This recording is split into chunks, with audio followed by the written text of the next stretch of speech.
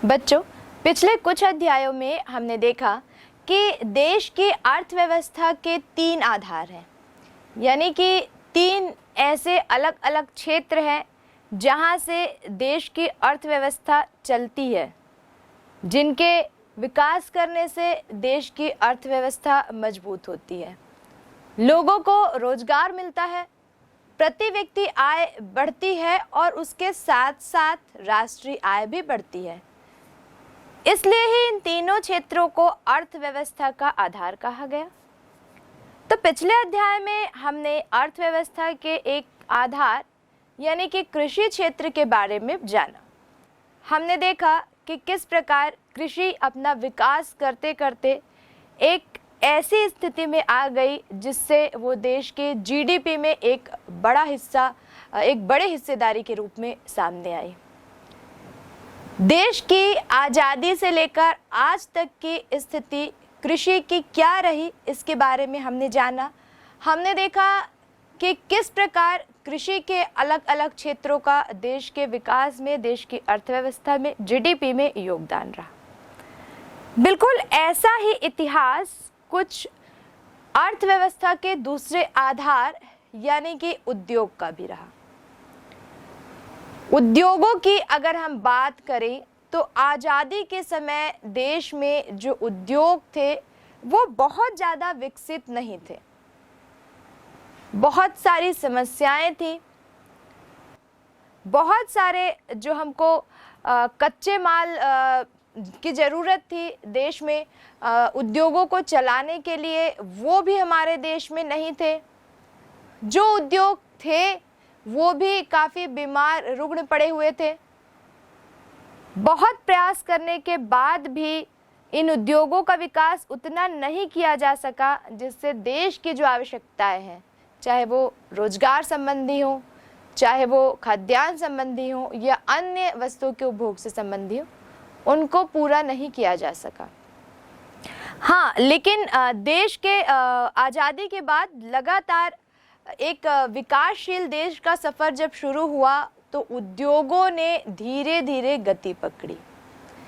सबसे पहली बात तो ये महत्वपूर्ण थी कि छोटे छोटे उद्योगों का विस्तार करना, उनका विकास करना जरूरी था, क्योंकि देश की लगभग 80% जो जनसंख्या थी वो कृषि पर निर्भर थी, जैसे कि पिछले अध्याय में हमने देखा। लेकिन कृषि से पर्याप्त आय न मिल पाना या एक दूसरी समस्या जिसके बारे में हमने जाना, मॉनसून की अनिश्चितता के कारण कृषि से उतना उत्पादन नहीं मिल पाया जिसकी अपेक्षा हमने की। एक महत्वपूर्ण कारण ये भी था कि खेती में आवश्यकता से ज़्यादा लोग नियोजित थे या काम कर रहे थे। तो बहुत सारी ऐसी चीज़ें थी जिसके कारण धीरे धीरे लोग उद्योगों की तरफ आकर्षित होने लगे, और जैसे जैसे लोग उद्योगों की ओर आकर्षित होने लगे, उद्योग के विकास का क्रम वहीं से प्रारंभ हो गया। अब क्योंकि ज़्यादा से ज़्यादा लोग उद्योग में आना चाहते थे, कृषि का काम छोड़ के खेतों का काम छोड़ के उद्योगों में काम करना चाहते थे, कहीं ना कहीं छोटे छोटे गांव के लोग उद्योग धंधों की, रोजगार की तलाश में बड़े शहरों की ओर मुड़ने लगे। यहाँ से उद्योगों के विकास का क्रम जब चालू हुआ तो सरकार ने कई ऐसी नीतियाँ बनाई जिससे इन छोटे छोटे उद्योगों का विकास किया जा सके। यानी सबसे पहले फोकस किया गया कि जो छोटे उद्योग हैं, जिन्हें हम कुटीर उद्योग या लघु उद्योग कहते हैं, उनका विकास, उनका विस्तार किया जाए। इसका लाभ गांव की एक बड़ी जनसंख्या को मिल पाया। गांव के लोग खेती के साथ साथ अब उद्योग धंधों से भी जुड़ने लगे और कहीं ना कहीं उनके आर्थिक विकास के साथ साथ देश का आर्थिक विकास भी संभव हो पाया। लेकिन फिर भी उतनी अच्छी स्थिति को हम नहीं पा सके जितनी हमको ज़रूरत थी। केवल लघु उद्योग या कुटीर उद्योगों का विकास कर देना ही पर्याप्त नहीं था, कुछ बड़े उद्योगों का विकास करना भी जरूरी था, ताकि इन कई ऐसे जो उसके सहायक उद्योग हैं, जो छोटे उद्योग हैं, उनके लिए कच्चा माल मिल सके। बड़े उद्योगों की अगर हम बात करें तो उस समय बिजली, लौह इस्पात या सीमेंट से संबंधित जो उद्योग थे उनकी संख्या काफ़ी कम थी। अब यहाँ पर देश के सामने एक सबसे बड़ी चुनौती थी कि इन बड़े उद्योगों का विकास या विस्तार कैसे किया जाए। सबसे बड़ी समस्या यहाँ पर थी पूंजी की, क्योंकि आज़ादी के तुरंत बाद जब इस तरह के प्रयास किए गए तो केवल उद्योग में नहीं बल्कि बहुत सारे क्षेत्र ऐसे थे, चाहे हम शिक्षा की बात करें, स्वास्थ्य की बात करें, कृषि की बात करें, परिवहन की बात करें, सभी क्षेत्रों के विकास के लिए पूंजी की बहुत ज़्यादा ज़रूरत थी। और उद्योगों की अगर हम बात करें तो पूंजी के अभाव में, पूंजी के ना होने के कारण, सरकार के पास पैसा ना होने के कारण उन उद्योगों का विकास और विस्तार काफ़ी धीमा था। ऐसे कंडीशन में ज़रूरत थी कि कोई ऐसी आर्थिक नीति लाई जाए जिससे इन उद्योगों का विकास और विस्तार हो सके। एक और जहां हमने बात की कि 80% जनसंख्या जो कृषि कार्यों में लगी हुई थी, उनका उद्योग धंधों की तरफ मूव कर लेना कहीं ना कहीं उद्योगों के लिए भी चैलेंज था, सरकार के लिए भी चैलेंज था कि उन उद्योगों को चलाया जाए, उनका विकास किया जाए और जो लोग उद्योगों के माध्यम से रोजगार चाहते हैं उनको रोजगार मिल सके। हालांकि कुटीर उद्योग और लघु उद्योग के विकास ने देश की अर्थव्यवस्था में काफ़ी महत्वपूर्ण योगदान दिया। अगर हम यहाँ पर इनके आंकड़ों पर एक नज़र डालें तो इन उद्योगों से जीडीपी की अगर हम बात करें तो 1950-51 से लेकर सन 2009-10 इन 60 वर्षों में इन उद्योगों ने जीडीपी में लगभग अपना 17% योगदान जो था उसको बढ़ाकर 2009-10 में लगभग 28% कर दिया। तो कहीं ना कहीं विकास का एक क्रम जारी तो था, चल तो रहा था। यहीं पर अगर हम बात करें रोजगार की तो इन उद्योगों में या इन उद्योगों से मिलने वाले रोजगार की जो भागीदारी थी उस पर अगर हम एक नज़र डालें तो हम देखते हैं कि 11% से बढ़कर लगभग 22% इनकी भागीदारी लोगों को रोजगार देने में हो गई। तो कहीं ना कहीं जो काम किया जा रहा था, विकास के लिए जो कार्य किया जा रहा था वो सार्थक तो था, लेकिन फिर भी उसी स्पीड में देश की जनसंख्या बढ़ रही थी, उसी स्पीड में रोजगार की मांग बढ़ रही थी, उत्पादित वस्तुओं की मांग भी उसी स्पीड में बढ़ रही थी। अब यहाँ पर जो एक्सपेक्टेड था, जो अपेक्षा की गई उत्पादन उद्योग से, चाहे वो वृहद पैमाने के बड़े उद्योग हों चाहे लघु उद्योग, उनसे जो अपेक्षाएं थी वो अभी भी पूरी नहीं हो पा रही थी। इस ग्राफ में रेखा ओ एक्स अक्ष पर जहां वर्ष दिए गए हैं 1950-51 और 2009-10, वहीं रेखा ओ वाई अक्ष पर जीडीपी का प्रतिशत दिया गया है और रोजगार में हिस्सेदारी का प्रतिशत दिया गया है। जैसे कि हमने देखा यहाँ पर वर्ष 1950-51 के लिए जो नीला कॉलम है वो जीडीपी में हिस्सेदारी को दर्शा रहा है और लाल जो कॉलम है वो रोजगार में हिस्सेदारी को दर्शा रहा है। हमने देखा कि 1950-51 में जहां रोजगार और सकल घरेलू उत्पाद में औद्योगिक क्षेत्रों की भागीदारी के अंतर्गत जीडीपी की भागीदारी 17% थी और रोजगार 11% मिल रहा था। वहीं 2009-10 में जीडीपी में भागीदारी 28% और रोजगार में भागीदारी बढ़कर 22% हो गई। यानी यहाँ पर कुछ ऐसे उद्योगों की आवश्यकता महसूस की जाने लगी जिनको हम आधारभूत उद्योगों के नाम से जानते हैं, यानी जिन उद्योगों से हमको अन्य उद्योगों के लिए कच्चा माल मिलता है। जैसे बिजली के संयंत्र, खनिज, कई प्रकार की धातुएं। इस तरह के जो उद्योग थे वो ऐसे उद्योग थे जिनसे कई बड़े उद्योगों को कच्चा माल मिल सकता था। अगर इन आधारभूत उद्योगों की स्थापना कर दी जाती तो शायद बड़े उद्योगों के विकास में तेजी आ जाती। लेकिन एक सबसे बड़ी समस्या ये थी कि एक तो इन उद्योगों की स्थापना के लिए बड़ी मात्रा में पूंजी की जरूरत थी, जिसे कि हमने पहले भी जाना। दूसरी एक बड़ी समस्या थी कि इनके स्थापना से लेके चालू करने तक में एक लंबा समय लगता। एक उदाहरण के तौर पे हम देखें तो बिजली संयंत्र की अगर एक स्थापना करनी है तो 5 से 10 साल तो स्थापना करने में ही लग जाते हैं, और एक बड़ी पूंजी की जरूरत जो थी वो अलग। अब इन समस्याओं के समाधान के लिए बहुत सारे सुधारों की जरूरत थी, यानी कुछ जैसे कि हमने औद्योगिक नीतियों की बात की तो उन नीतियों में बहुत सारे सुधार की जरूरत थी।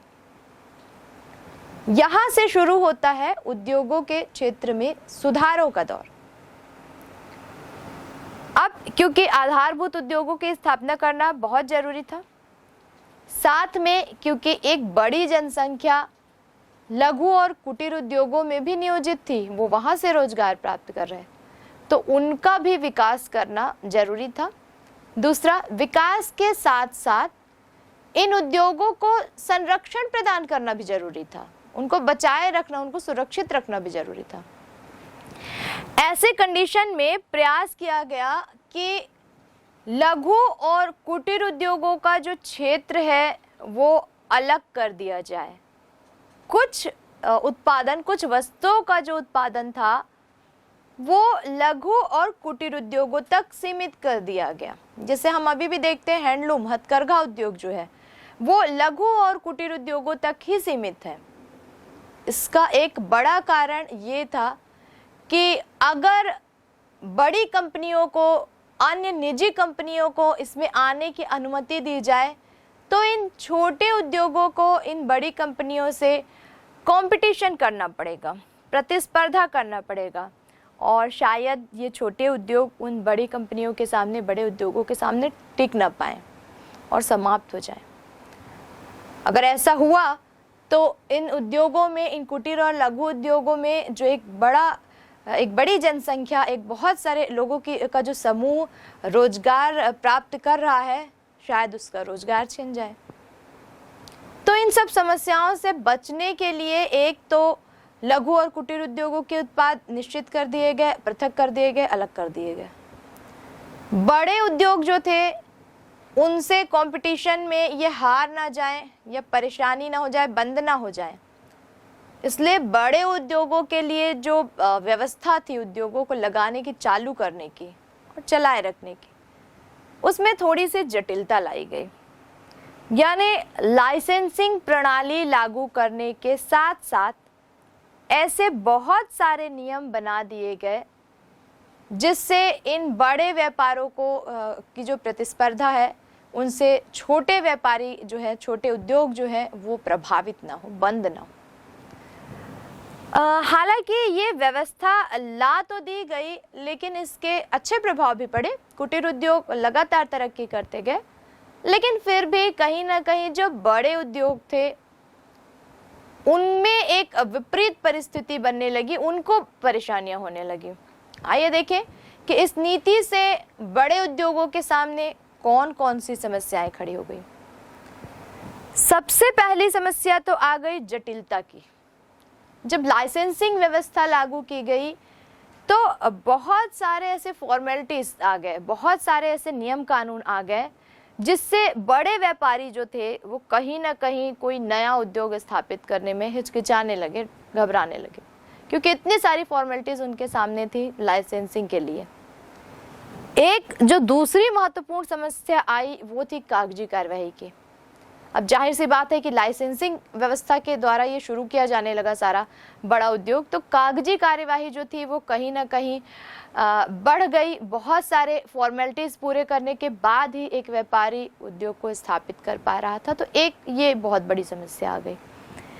तीसरी समस्या ये आई कि कुछ बड़े प्रभावशाली जो उद्योगपति थे वो तो इन सब फॉर्मेलिटीज़ को अपने प्रभाव से पूरा कर लेते थे, लेकिन छोटे व्यापारी जो थे जिनके लिए हम कह सकते हैं कि बहुत हाई फाई जिनके अप्रोचेस नहीं थे, वो कहीं ना कहीं पीछे होते गए, या वो कहीं ना कहीं इन बड़े उद्योग की स्थापना से अपने हाथ उन्होंने पीछे खींच लिए। ये एक समस्या आई।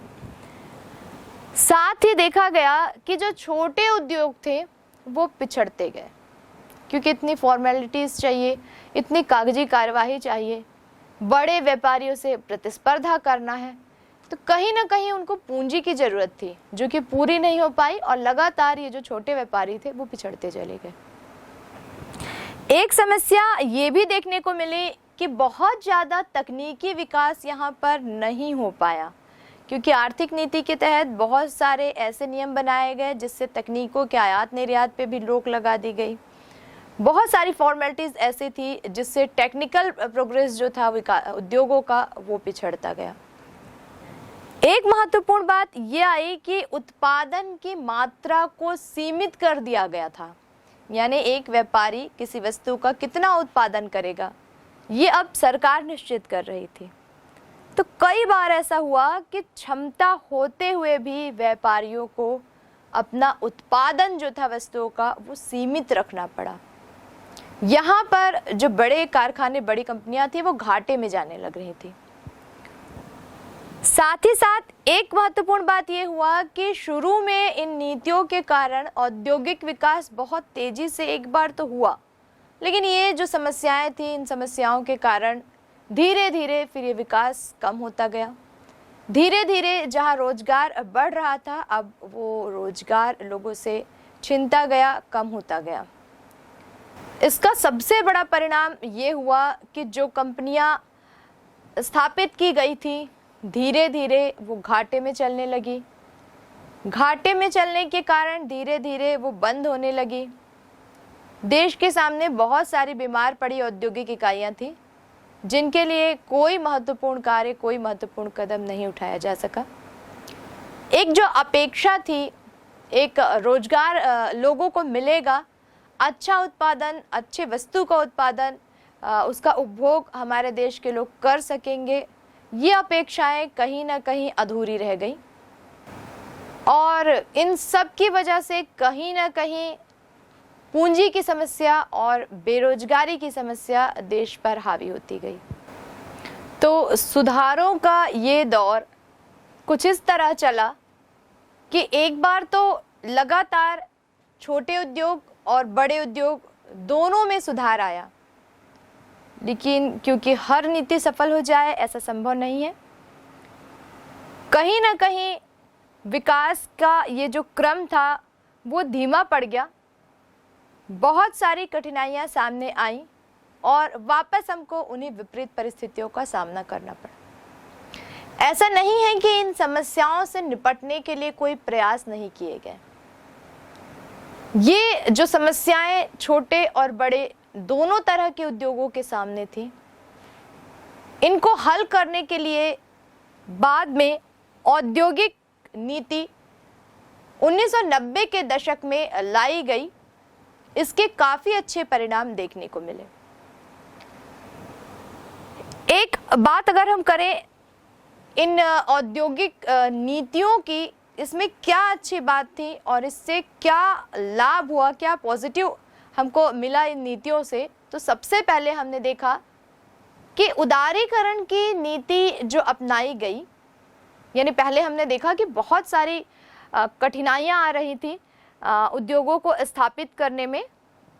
अब उन कठिनाइयों से निपटने के लिए जो नई औद्योगिक नीति लाई गई, उसके तहत जो बंद पड़े कारखाने थे वो फिर से चालू हुए और साथ साथ कुछ नए उद्योगों की स्थापना भी हुई। यहीं पर हमने देखा कि कुछ वस्तुओं के आयात और निर्यात पर जहां अब तक सरकार ने प्रतिबंध लगा दिया था, अब उन आयात निर्यात पर लगे प्रतिबंधों को हटा दिया गया।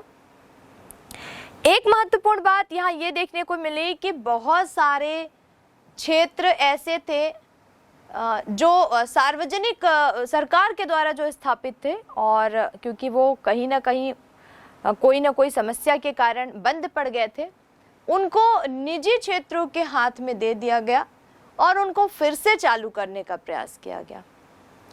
यहीं पर लाइसेंसिंग प्रणाली की अगर हम बात करें तो हमने देखा कि लाइसेंसिंग प्रणाली के बहुत सारे दुष्प्रभाव देखने को मिले थे। तो यहाँ लाइसेंसिंग प्रणाली की जो व्यवस्था थी वो समाप्त कर दी गई। एक महत्वपूर्ण बात ये भी देखने को मिली कि बहुत सारे क्षेत्र ऐसे थे, सुरक्षा क्षेत्र जो थे, जिनको सरकार ने अपने अंडर में रखा था अभी तक, वहाँ पर कुछ क्षेत्रों में बड़ी जो कंपनियां थी उनके लिए छूट दे दी गई। उन कंपनियों को भी इन सुरक्षा क्षेत्रों में आने का एक मौका दिया गया। एक महत्वपूर्ण बात ये थी कि घाटे के जो उद्योग थे, जैसे कि हमने देखा सरकारी जो उद्योग थे घाटे के, उनको निजी कंपनियों से मिला दिया गया, निजी कंपनियों को उसमें हिस्सेदारी दी गई और फिर से उन क्षेत्रों को चालू कर दिया गया। और ऐसे बहुत सारे उदारवादी तरीके सरकार ने अपनाए, जिससे ये जो परेशानियां हो रही थी बड़े और छोटे उद्योगों के स्थापना में, संचालन में और उनको बनाए रखने में, उनको संरक्षण देने में, इन सभी समस्याओं से निजात पा लिया गया।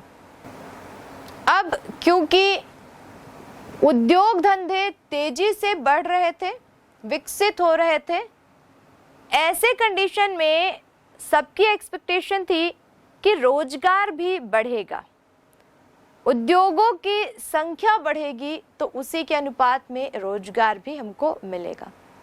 लेकिन शायद किसी न किसी कारण से ऐसा हुआ नहीं। उद्योग तो बढ़े, बहुत ज़्यादा बढ़े, लेकिन इन उद्योग से मिलने वाले रोजगार की जो उम्मीद थी वो कहीं ना कहीं धरी रह गई। इन सब के पीछे एक जो महत्वपूर्ण कारण था वो ये था कि औद्योगिक विकास में तकनीकी विकास को जब जोड़ा गया, टेक्निक का जब प्रयोग किया गया, तो सभी उद्योगों में बहुत ज़्यादा मशीनों का प्रयोग किया जाने लगा, यानी मशीनीकरण का एक दौर आ गया। यानी 10 मजदूर जिस एक काम को करते थे, उसी एक काम को अब एक मशीन बहुत कम समय में कर देती है। ऐसे कंडीशन में रोजगार जिनको प्राप्त हो रहा था, उन मजदूरों की भी छटनी होने लगी। यहाँ हम नए रोजगार की बात कर रहे हैं।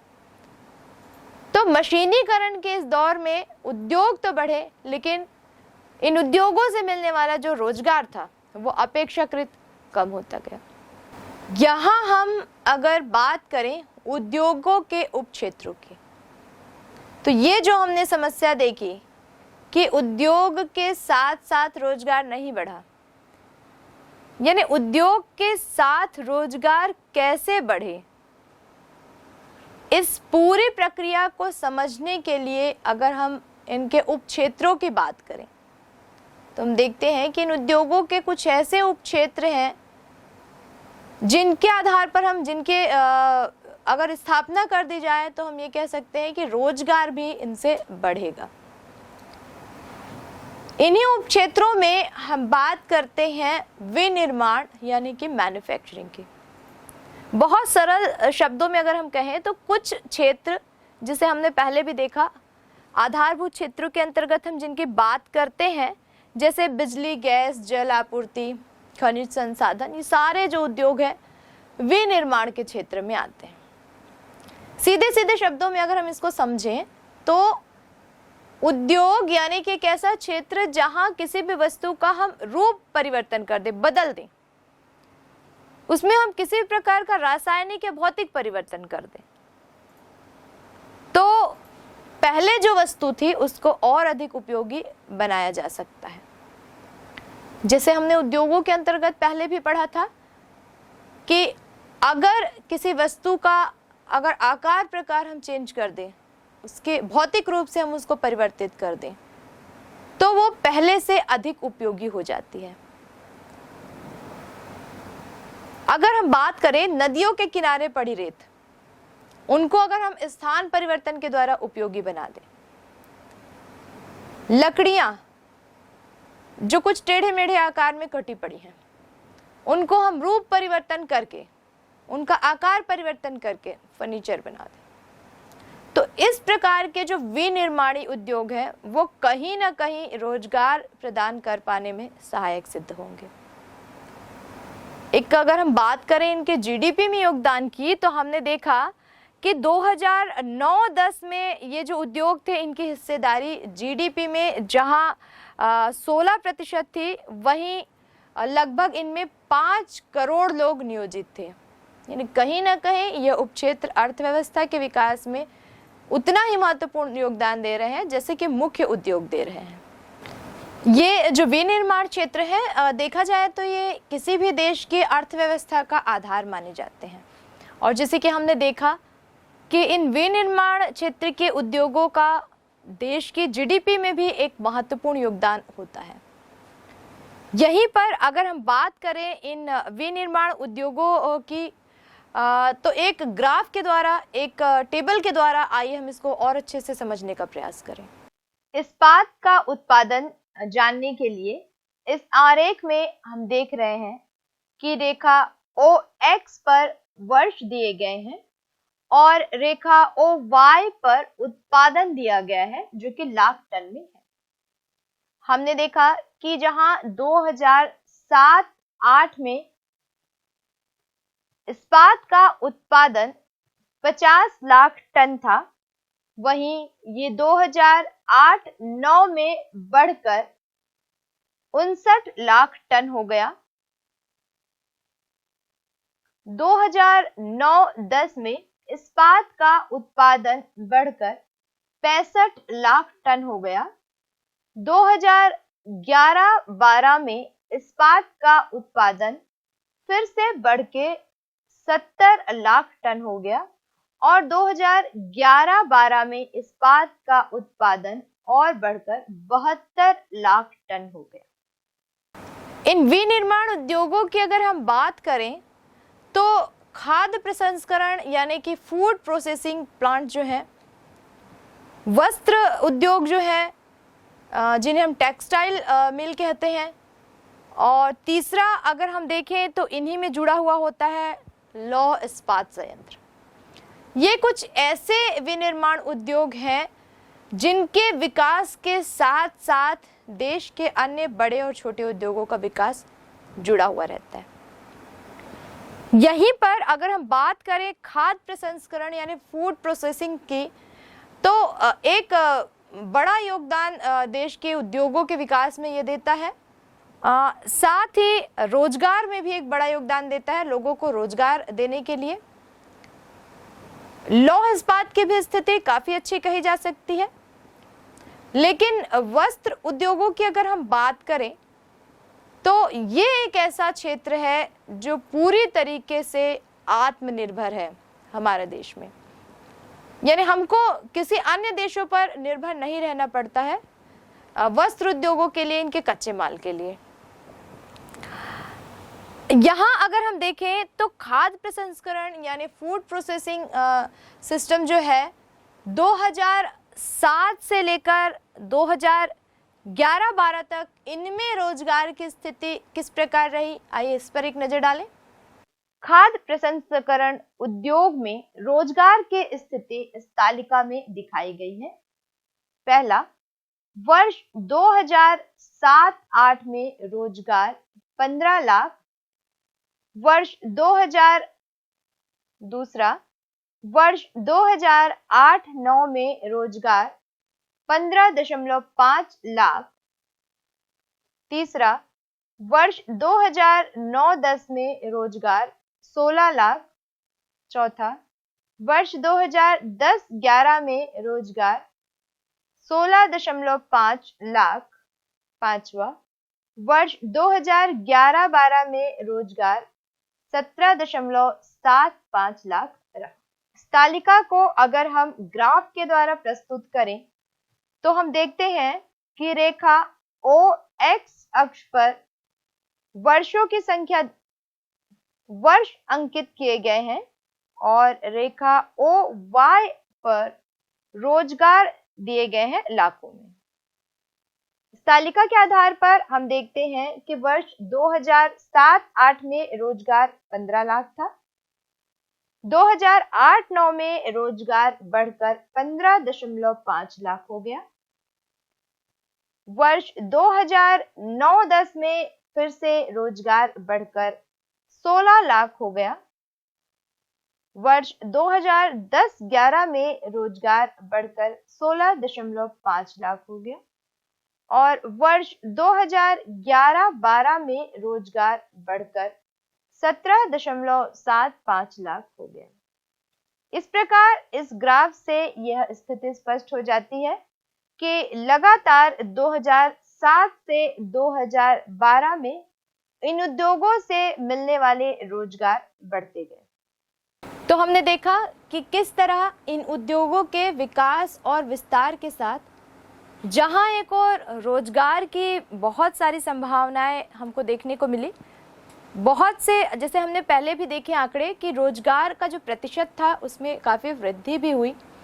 उद्योग से न केवल आर्थिक विकास को बढ़ावा मिला बल्कि सामान्य लोगों की अगर हम बात करें तो उनका जनजीवन भी पहले से काफ़ी सुधरा। लेकिन कहीं ना कहीं हम जैसे कि सुनते हैं कि विकास के साथ साथ कई बार विनाश भी जुड़ा होता है। तो इस औद्योगिक परिदृश्य की चुनौतियों या इनके एक नकारात्मक क्षेत्र की अगर हम बात करें तो हम देखते हैं कि जहां एक और लोगों के जीवन स्तर में सुधार आया है, उनकी आय बढ़ी है और रोजगार प्राप्त करने के बाद वो अपनी अनिवार्य, आरामदायक और विलासिता सभी आवश्यकताओं को पूरा कर पा रहे हैं। लेकिन दूसरी ओर इन उद्योगों के कुछ दुष्परिणाम देखने को मिले जिसका सीधा सीधा असर हम सब पे पड़ा है। बहुत छोटी क्लासों में हमने पढ़ा होगा कि किस प्रकार उद्योगों से निकलने वाले धुएं से, उद्योगों से जो गंदा पानी निकलता है, जो गंदी गैसें निकलती हैं जहरीली, उनसे कैसे पूरी की पूरी जलवायु प्रदूषित होती है। हमने देखा कि बड़े औद्योगिक क्षेत्रों में जो चिमनियाँ होती हैं उनसे जो काला धुआं निकलता है, आप देखते होंगे कि वो पूरे आसपास के क्षेत्रों में बिछ गया होता है और इस डस्ट में, इस धुएं में जो केमिकल्स होते हैं वो हम सबके शरीर के लिए कहीं ना कहीं बहुत हानिकारक होते हैं। जब कभी भी आप किसी औद्योगिक क्षेत्र से गुजरते होंगे तो आप देखते होंगे कि वहाँ की जो जलवायु होती है वो कितनी प्रदूषित, काला धुआं जो होता है वो स्वास्थ्य के लिए कितना हानिकारक होता है। बिल्कुल ऐसे ही इन औद्योगिक क्षेत्रों के आसपास जो तालाब होते हैं, जो नदियाँ होती हैं, उनमें इन औद्योगिक क्षेत्रों का जो गंदा पानी होता है, जो केमिकल युक्त पानी होता है, वो जाकर जब मिल जाता है तो वो पानी पीने लायक तो क्या, अन्य कोई घरेलू काम करने लायक भी नहीं रह जाता है। कई बार हम देखते हैं कि इन पानी को और जो कारखानों से निकलने वाला पानी है वो जब तालाब के पानी में मिल जाता है तो आसपास जो मवेशी होते हैं, पशु पक्षी होते हैं, वो उन पानी को पीने के बाद कई बार मर भी जाते हैं। तो जहाँ एक और हम औद्योगिक क्षेत्रों से विकास की बात करते हैं, वहीं दूसरी ओर हम इसके एक विनाश का पहलू भी देखते हैं। लेकिन क्या इन समस्याओं को हल नहीं किया जा सकता? बिल्कुल किया जा सकता है। सरकार ने उद्योग से होने वाले प्रदूषण को नियंत्रित करने के लिए बहुत सारे नियम बनाए हैं। अगर सभी कल कारखाने, सभी उद्योग सरकार के द्वारा बनाए गए इन सुरक्षा नियमों का पालन करें तो शायद हम उद्योगों की इन समस्याओं को काफ़ी हद तक कम कर सकते हैं। एक बात यहाँ पे ये देख लेना भी ज़रूरी है, जैसे कि हमने पहले भी देखा कि आवश्यकताएं क्या है इन औद्योगिक क्षेत्रों के विकास की। तो हमने देखा कि उद्योगों के उप क्षेत्र यानी विनिर्माण की इकाइयां अगर बढ़ती हैं तो उद्योगों की संख्या में भी वृद्धि होती है।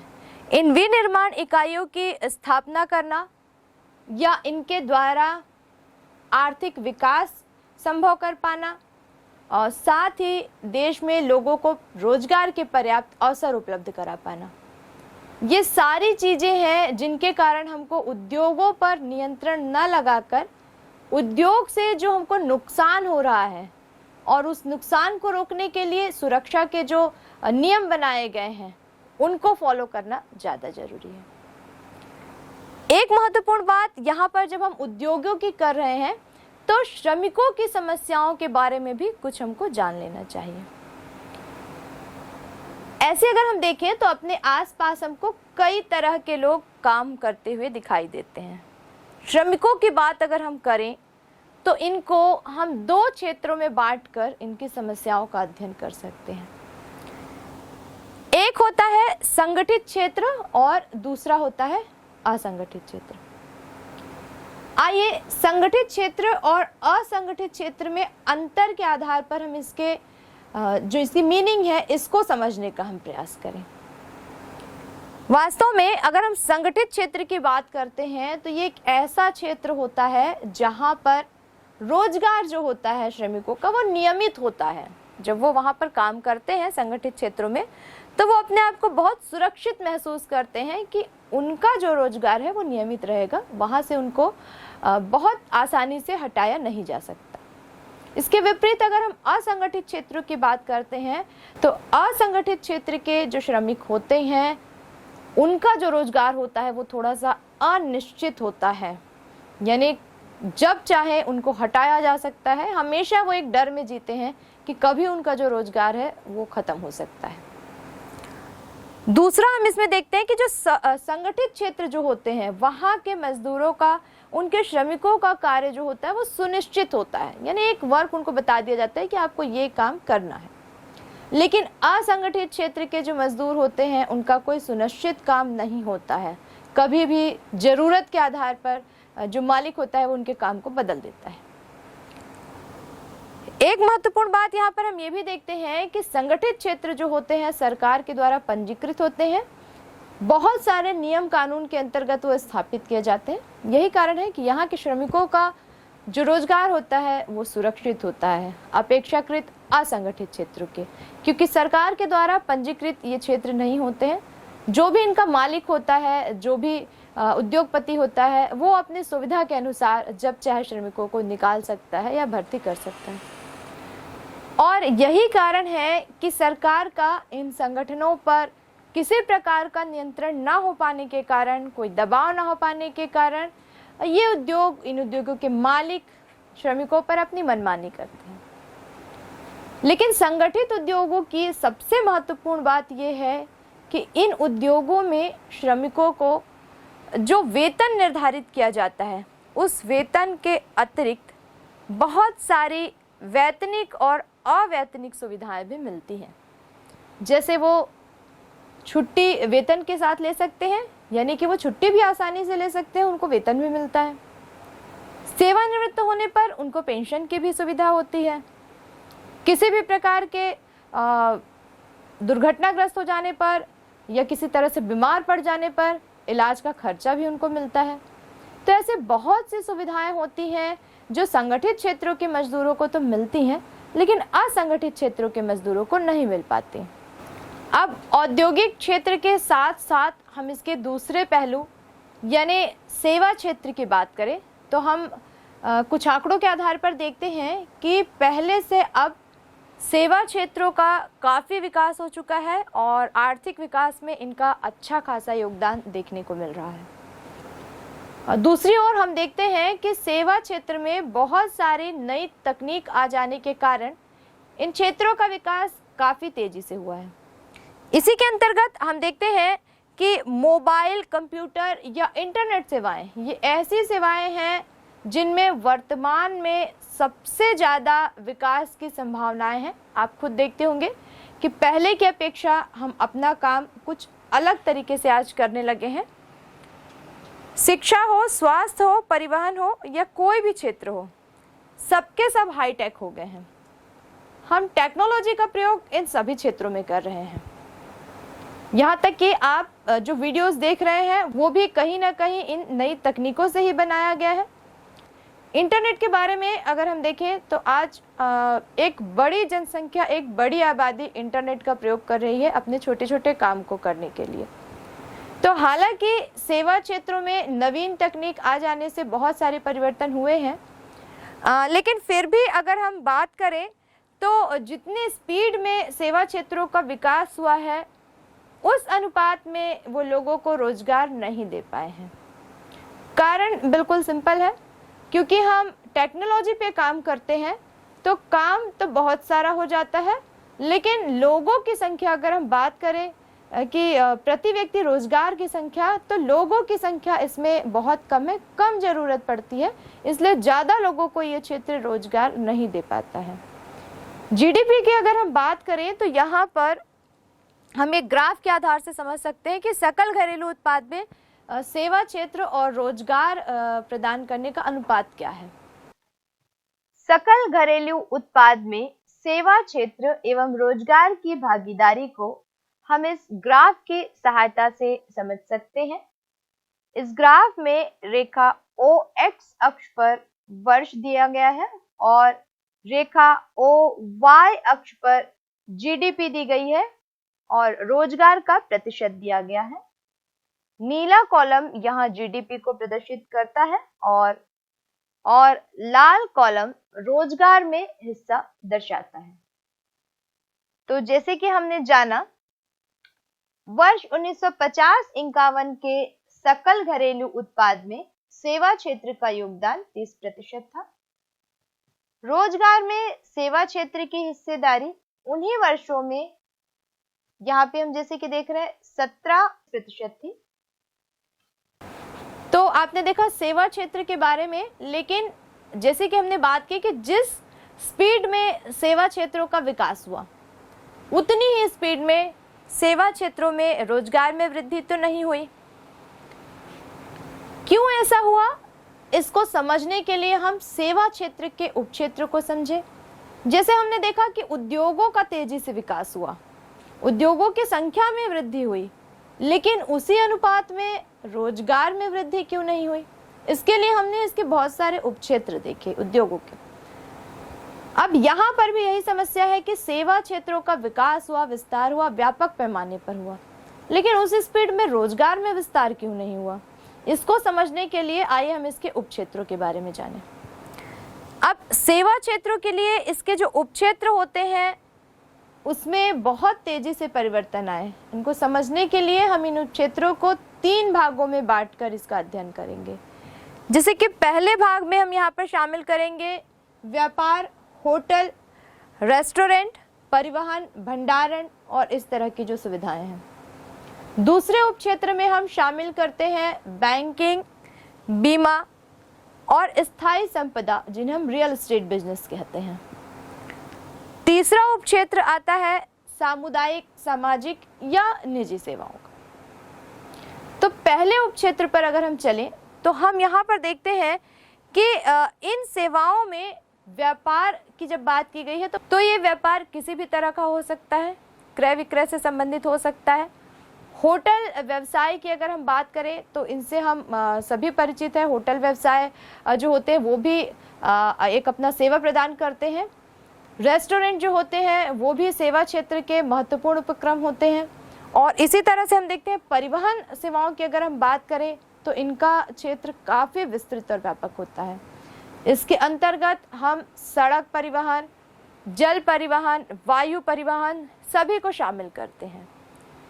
इन सेवा क्षेत्रों के साथ साथ भंडारण की अगर हम बात करें तो जो खाद्य सामग्रियां हैं उनको सुरक्षित रखने के लिए, इसके अलावा जो बहुत सारे उद्योग हैं उनका जो उत्पादन होता है उनको सुरक्षित करने के लिए भंडारण की फैसिलिटी जो देते हैं, गोडाउन की जो फैसिलिटी देते हैं, जिन्हें हम कई वस्तुओं के लिए कोल्ड स्टोरेज शब्द का भी इस्तेमाल करते हैं, इनकी फैसिलिटी जो प्रोवाइड करते हैं, ये सारे इनके उप क्षेत्रों के अंतर्गत शामिल किए जाते हैं।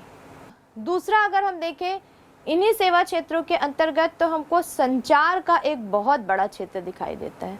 जिससे कि हमने देखा कि हम लगातार मोबाइल और इंटरनेट सेवाओं का प्रयोग कर रहे हैं, कंप्यूटर के माध्यम से हम सूचनाओं का आदान प्रदान कर रहे हैं, मोबाइल के माध्यम से हम सूचनाओं का आदान प्रदान कर रहे हैं। तो इसमें जो एक बहुत बड़ा समूह बना हुआ है, एक बहुत बड़ी जनसंख्या इसमें जो लगी हुई है, वो जो सेवाएं प्रदान कर रहे हैं वो सारी की सारी सेवाएं इन संचार सेवाओं के अंतर्गत आती हैं। इसी के साथ हम दूसरा एरिया अगर इसका देखें जिसके अंतर्गत हमने बात की बैंक, बीमा सेक्टर की, रियल एस्टेट की, तो बैंकिंग सेवाओं के बारे में जैसे कि हमने पिछले अध्याय में भी देखा था कि किस तरह बैंकों के द्वारा हम अपने जो हमारी जो संपत्तियां हैं, हमारी जो धनराशि है, उसको हम सुरक्षित रखते हैं, ज़रूरत पड़ने पर हम विड्रॉल करते हैं, लोन की फैसिलिटी हम बैंकों के माध्यम से लेते हैं और ऐसे कई सुविधाएं हैं जो हम बैंकों से लेते हैं। तो इन क्षेत्रों में, बैंक के क्षेत्रों में जो लोग लगे हुए हैं वो हम ये मानते हैं कि वो सेवा क्षेत्रों में कार्यों पर लगे हुए हैं। बिल्कुल ऐसे ही बीमा के बारे में आपने सुना होगा कि किस प्रकार हम अपने जीवन को सुरक्षित रखने के लिए, संपत्ति को सुरक्षा के लिए, भविष्य में अगर इस तरह से कोई दुर्घटना हो जाए तो उससे एक बड़ी क्षति से बच सकें, इसके लिए हम अपना खुद का, अपनी संपत्ति का, या कोई व्यापारी अगर है क्रय विक्रय व्यापार कर रहा है तो अपने माल का बीमा करवाता है।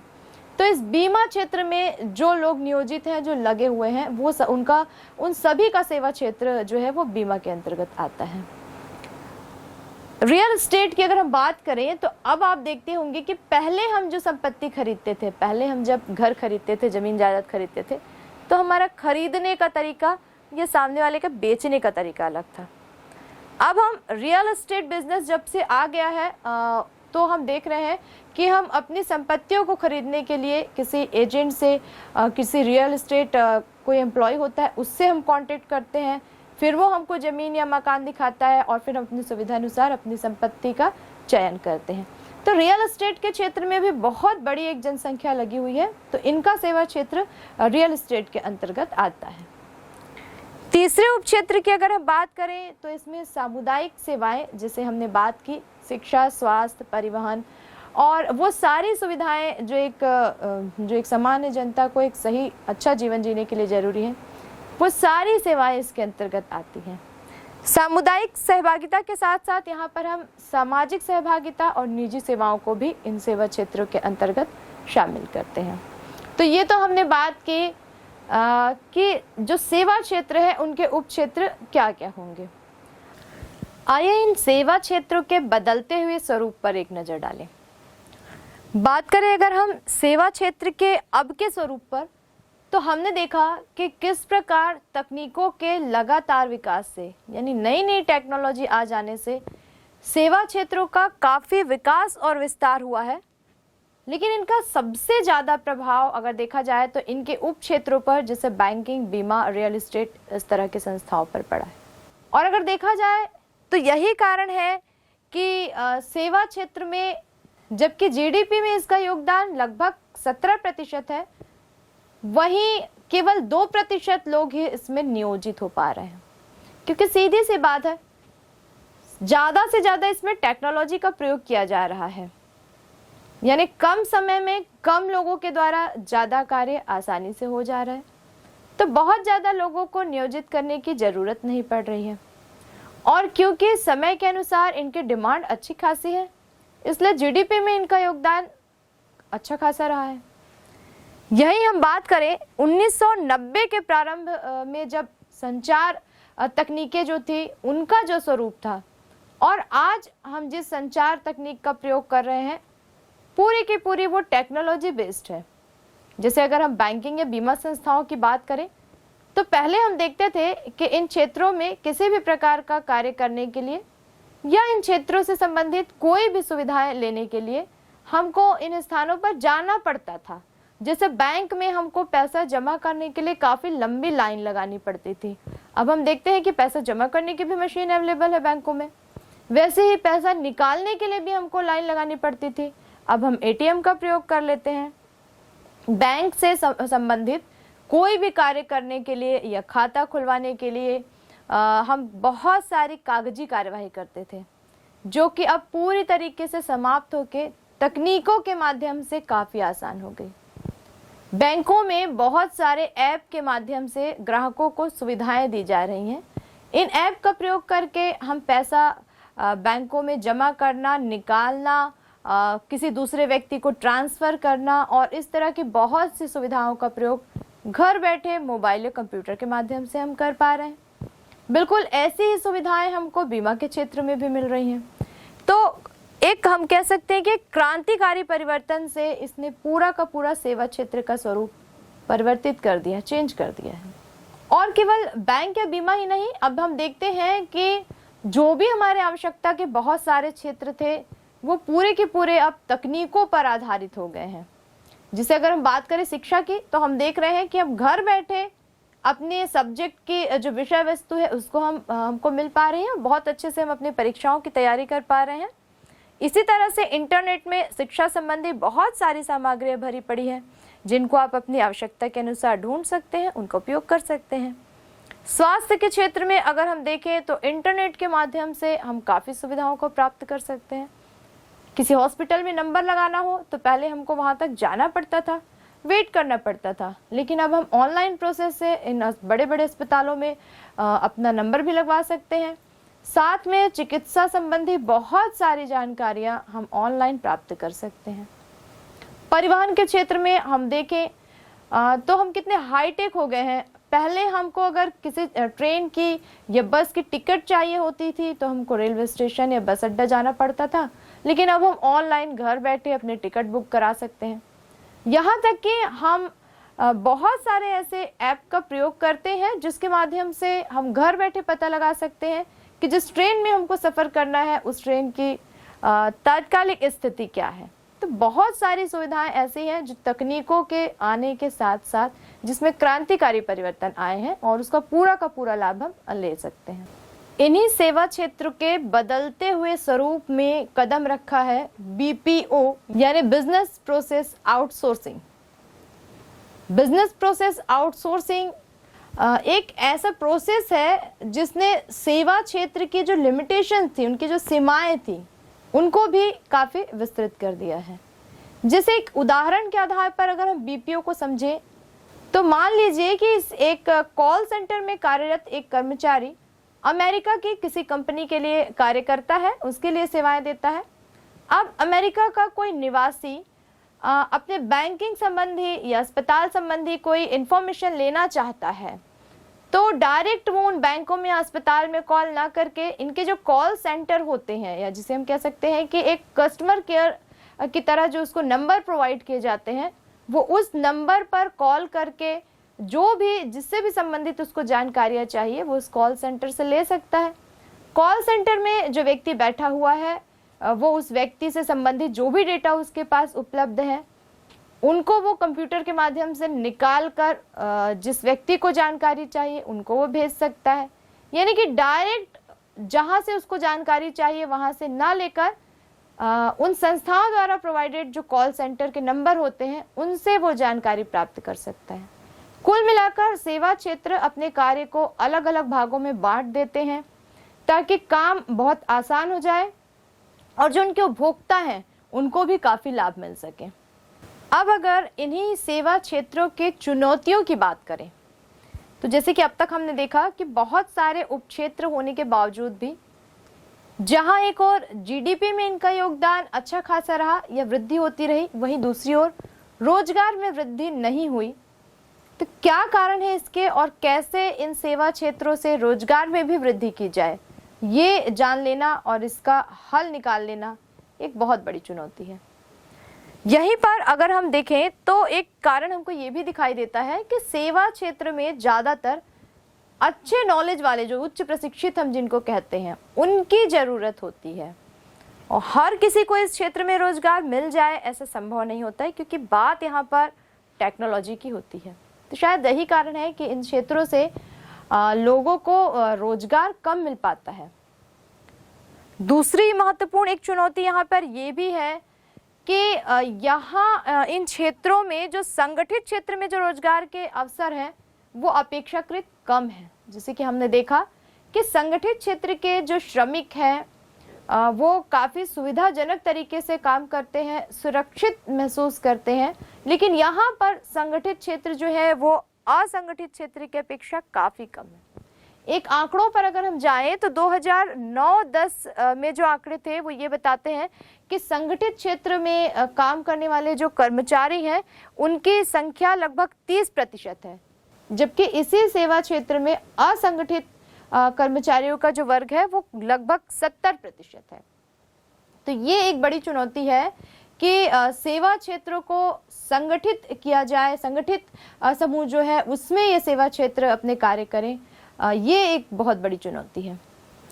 तीसरा हम देखते हैं कि इन्हीं सेवा क्षेत्रों में एक ठेकेदारी प्रथा भी थोड़ी सी कहीं ना कहीं कठिन दिखाई देती है, जिसमें लोगों को श्रमिकों को नियोजित तो कर लिया जाता है, लेकिन वो उस कंपनी या संस्था के कर्मचारी नहीं होते, बल्कि वो ठेकेदार के अंदर काम करते हैं और इसका लाभ ठेकेदार को तो पर्याप्त मात्रा में मिलता है या उद्यमी को पर्याप्त मात्रा में मिलता है, लेकिन कहीं ना कहीं श्रमिकों के द्वारा यहाँ पर छल किया जाता है। उनको जितना वो काम करते हैं उतनी धनराशि, उतना वेतन उनको नहीं दिया जाता। तो ये सेवा क्षेत्र की एक बहुत बड़ी चुनौती है। एक महत्वपूर्ण बात यहाँ पर हम देखते हैं कि जैसे कि हमने देखा कि इन सेवा क्षेत्रों के बहुत सारे अन्य उप क्षेत्र भी हैं, और विनिर्माण और कृषि में भी अगर हम बात करें तो उसके अंतर्गत भी हमको बहुत सारे सेवा क्षेत्र दिखाई देते हैं, जिनमें भी जीडीपी की मात्रा पर्याप्त रहती है, लेकिन रोजगार की प्राप्ति की मात्रा कम रहती है। जैसे बहुत सी चुनौतियां हैं जिनको हमने स्वीकारा भी है। इसमें सुधार के बहुत सारे काम भी लगातार जारी हैं।